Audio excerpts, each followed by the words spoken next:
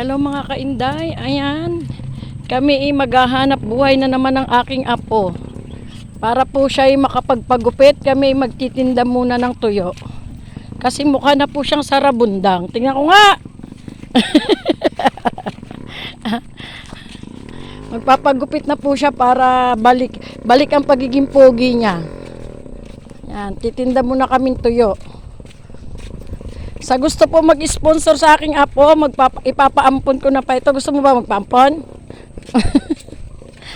Email lang po ha. Joke lang namin yan. Yan, kahit mahirap po kami, di po namin to ipapaampon kahit po siya malakas kumain.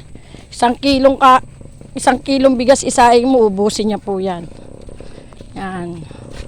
Pag mga bata po, magana talaga kumain, lalo na ganitong edad. Yan po mga kainday, tayo maghahanap buhay naman at kahit masakit ang ating paa, kailangan tayo'y maghanap buhay at tayo'y may mga obligasyon.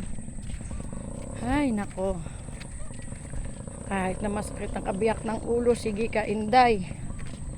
Yan, thank you for watching mga kainday. Bye bye, tayo'y magtitinda ng tuyo. O say din yung mga crush mo. Hindi yan. Tropa ko yan. Tropa mo.